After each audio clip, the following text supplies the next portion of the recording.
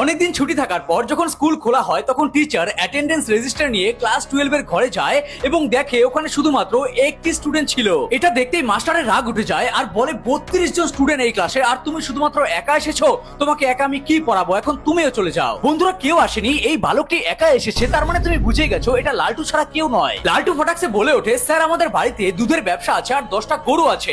এখন ভাবুন প্রত্যেকদিন সকালবেলা আমি ওই 10টা গরুকে খাবার দিতে যাই, এখন একদিন গিয়ে দেখলাম ওখানে শুধুমাত্র একটা গরু রয়েছে, বাকি 9টা গরু নেই।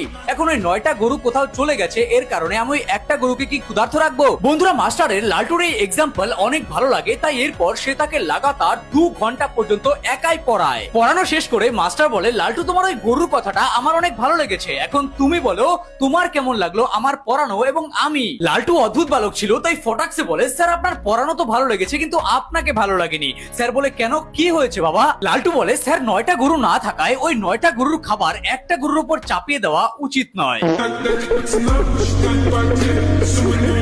অনেকদিন ছুটি থাকার পর যখন স্কুল খোলা হয় তখন টিচার অ্যাটেন্ডেন্স রেজিস্টার নিয়ে ক্লাস 12 এর ঘরে যায় এবং দেখে ওখানে শুধুমাত্র একটি স্টুডেন্ট ছিল। এটা দেখতেই মাস্টারের রাগ উঠে যায় আর বলে 32 জন স্টুডেন্ট এই ক্লাসে আর তুমি শুধুমাত্র একা এসেছো, তোমাকে একা আমি কি পড়াবো, এখন তুমিও চলে যাও। বন্ধুরা কেউ আসেনি, এই বালকটি একা এসেছে, তার মানে তুমি বুঝে গেছো এটা লালটু ছাড়া কেউ নয়। লালটু ফটাকসে বলে ওঠে, স্যার আমাদের বাড়িতে দুধের ব্যবসা আছে আর 10টা গরু আছে। এখন ভাবুন প্রত্যেকদিন সকালবেলা আমি ওই 10টা গরুকে খাবার দিতে যাই, এখন একদিন গিয়ে দেখলাম ওখানে শুধুমাত্র একটা গরু রয়েছে, বাকি 9টা গরু নেই।